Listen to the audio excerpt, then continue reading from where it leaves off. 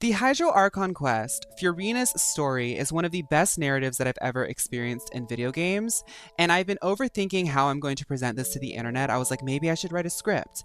Maybe I should sort of create some convoluted way of creating some sort of ethos, but no, I think that the people who get it, get it. If you've played this, it's so hard to deny the level of storytelling that you are given for free from this Archon quest. I'm gonna go off the top of my head, and I want this to be an open discussion. YouTube content creation is supposed to be about community and talking about things. So I hope that when I'm saying stuff, this might jog some inspiration to you to sort of create a flow of discussion, because I really think that this is an important storyline for video games in general. So let's just go ahead and get started. I first want to talk about my introduction to Genshin Impact. I'm a content creator. I've been doing this full time for a year. I've been working on building up a content creation platform for about 2 years, and I've been a gamer since I was 5 years old. I'm now 28 years old. I used to dog Genshin Impact. I came from the era of Korean MMORPGs in the 2010s where gachapon was used to just ruin video games. And because Genshin Impact has gachapon in it, I immediately assumed that the developers were just as cynical as, say, Nexon. They didn't care about the quality of the game, they didn't care about the story, they just cared about getting money out of you. And it wasn't until I was asked by my community to react to Genshin Impact trailers that I noticed that there was something there. There was a sense of love and passion behind how they presented the characters, how they designed the characters. Each character has sometimes the craziest, campiest, nonsensical concept, but they go all the way to make sure that it feels rounded out and it feels as though it's not an afterthought. There's painstaking effort into creating characters that feel unique, that also feel familiar in the same way, because they follow a lot of anime tropes, but they try to take it and push the envelope in certain ways that I've never seen before in video games, and I just can't help but appreciate that every single time. They try to not only one-up themselves, but they try to one-up the zeitgeist. They notice things that are happening that are trendy within the anime video game space, and they say, how can we take this and turn it into our own thing, but also keep the ball rolling? I think about characters like Baiju, who uses this cool storyline of the mythos of the snake and things like that. I'm not going to get into Baiju like that, but you get what I'm saying. There's characters like Baiju, there's characters like Barbara, there's characters like Cloud Retainer. These are all characters that stand so far apart from each other, yet the narrative and the lore of Teyvat is so sophisticated that they find ways of just putting it all together. I haven't gotten the time or privilege to be able to go through each of the character events. I know that there's a lot of stuff that has been missed because there's limited time events.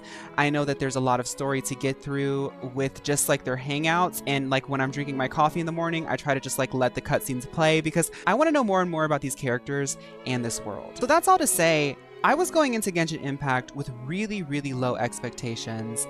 When people finally, because after I started reacting to these videos on TikTok, I still wasn't going to play Genshin Impact. I was I'm just going to react because I it's like a music video. That's super, super fun.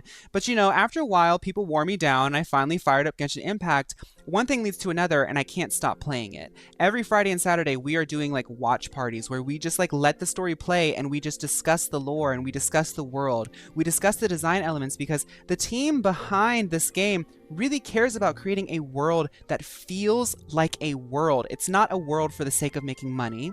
It's not a world for the sake of satiating certain appetites. It's a world that obviously the artistic direction must make. And it's so unique, and I love it for that. Much like Final Fantasy XIV, I feel as though the development team of this game has success because the players can tell that they are trying their best to always impress their core fan base. They are not interested in proving who they are to people who already don't like them. Like me going in, I had already not liked them, and they just said, okay, well, I don't really care. We're making a game for the people who we know like this kind of stuff. They like dense stories, they like big open lore worlds with high fantasy, they like anime characters, they like fighting, they like all these types of aesthetics, and they're always trying their best to scratch an itch that has not been scratched before. Each of the nations impressed me more and more and more. Mondstadt admittedly, and especially in comparison, felt slower. It felt like a bad first impression. Liyue starts to introduce lore elements that are really interesting. Inazuma introduces political elements that are really interesting.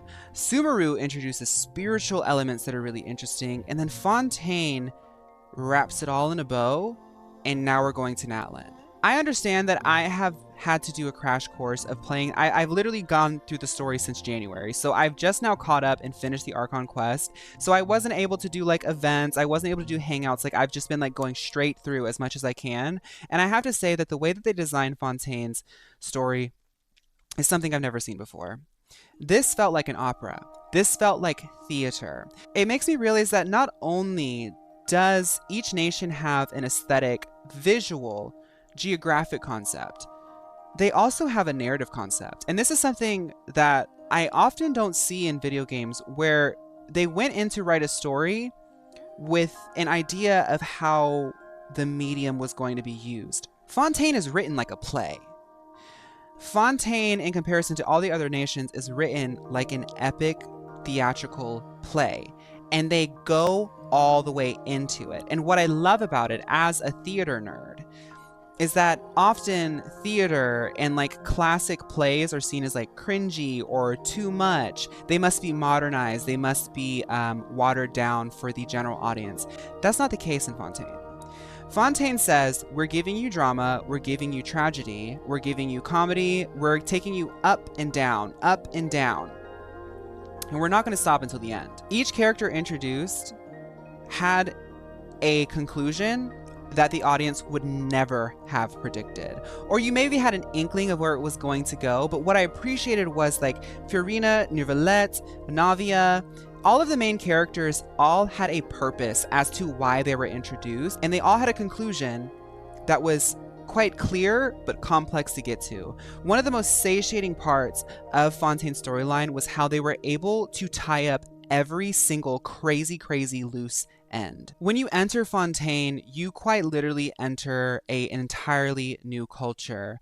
I think that each zone does show that you are in a different place, but it's so hard to describe the psychology that they achieved when you enter Fontaine, because when I entered Fontaine, I honestly was expecting more par for the course, just like all the other nations. But as I had sunk my teeth deeper and deeper into Fontaine, I had found myself so immersed in it that I had forgotten that Sumeru, Liyue, Inazuma, Mondstadt even existed. Even down to how the weather is in Fontaine has a narrative reason. It has a tragic reason. It has an emotional reason.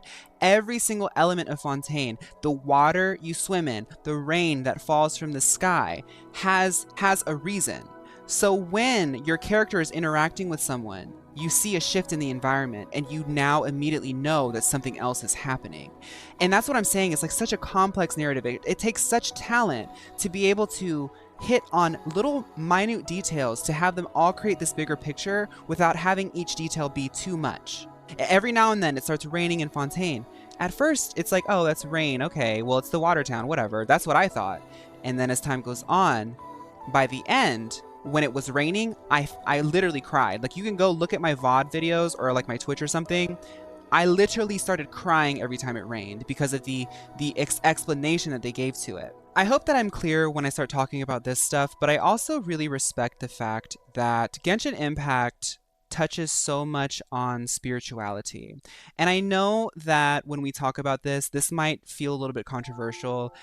Please understand that when I talk about spirituality, I am not the type of person that's going to write off spirituality because of my experiences as a person or because of my opinions. I do not have the answers to the world. Nobody does. And I'm not going to let my belief system or my experiences dictate how I view how other people go through the world. And I love Genshin Impact because I feel like it does that as well. It references so much spirituality, both recognizable and unrecognizable, depending on where you are in the world. But it respects all of it and uses it in a way that feels human. It feels relatable. There's elements of Buddhism, there's elements of Christianity that I've identified, but I'm sure there's other elements of spirituality that I have not identified. But as opposed to trying to make it feel more real world, they're using the concepts to explain the the experience of life.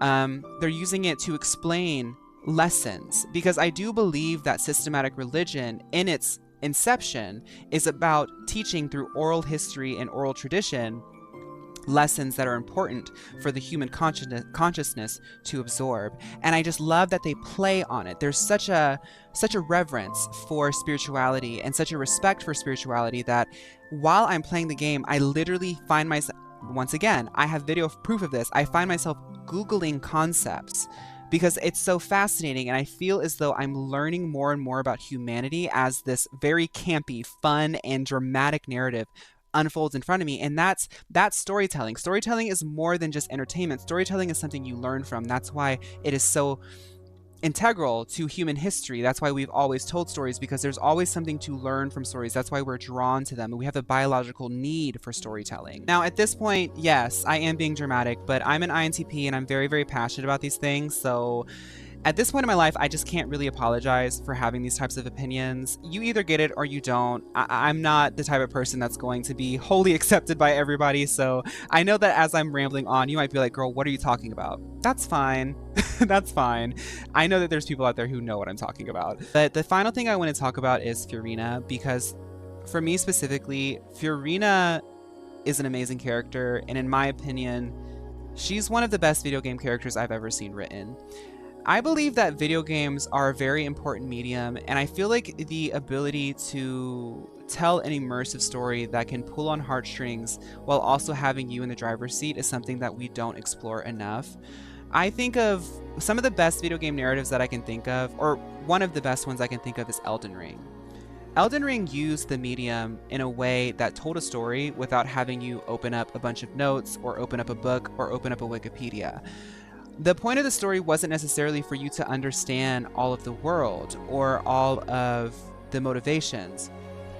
The point of Elden Ring's story was for you to feel the motivations, feel the ominous story, feel the mystery, feel the characters, to feel out everything, because the video game space is about what the player interacts with. The cool thing about Elden Ring is that every player comes out of it with a different story. It's still a story that exists in a solid, dense, and very sophisticated world, but your player experiences it differently. And you don't have to follow the same design elements to achieve that, because Elden Ring and Genshin Impact are two very different games. I'm mentioning all of that so I can hopefully give you some context as to why I have such reverence for Furina. Furina, from a bird's eye view, has a very understandable story. We know cosmically, spiritually, what's going on in the world with Furina and why she's in the place she's in. But then underneath it, you get a Shakespearean tragedy. So not only is the audience getting the itch scratched for the lore, because one of the coolest things about Genshin is it has a very familiar type of high fantasy world, but they take it in a direction that you just can't help but want to know more. So they scratch that itch, but then underneath it, they use the vehicle of a Shakespearean tragedy to tell it. So it's pulling on your heartstrings. It's super dramatic. It's super campy. You can't help but be like, oh, brava, that made me cry. Like that's the type of level of drama and theater that they're giving you. And even Furina expresses herself that way. She says justice and I, you know, like she's so dramatic and emotional. And then you get little bits of a real version of her, the non-actress version of her. There's, much like with Elden Ring, where they use sonic hints and environmental hints. You know, you can sit under the fountain after a certain act. After you've been introduced to Furina, after a certain act, you can sit under the fountain and you can hear someone crying. Obviously, it sounds like Furina, but there's no confirmation, but it introduces a mystery. So not only is the itch being scratched for lore, you're getting a Shakespearean tragedy, but now the player is psychologically being told you need to be interested. There's something going on literally as you're playing the game that you don't know. And as it goes on and on and on, you get to learn about Furina more and more and more, and Furina becomes more and more and more human. And the juxtaposition of having this super, super, super dramatic play be held in front of you with such a human character it suspends the audience in this place that is so unknown. Because when I watch a Shakespearean play, when I watch a drama, I feel as though I'm an observer of a script. You know, we're so used to, especially in the modern age with all this streaming and so many shows coming out with all these high budgets, we're so used to just watching and observing and analyzing and critiquing it. But it follows such similar tropes most of the time that we there's no sense of surprise anymore. The way that they pulled off having such familiarity with a Shakespearean play, someone like me, like I know like my drama, I know my theater.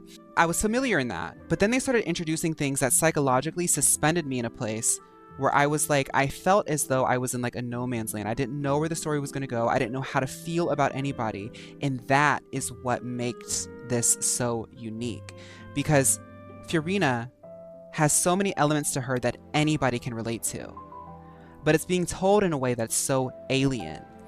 But with all of that, it's like bittersweet because it makes you feel seen. Like, I don't know, maybe I'm getting too personal about this, but as a queer person, I mean, you see how I express myself on the internet.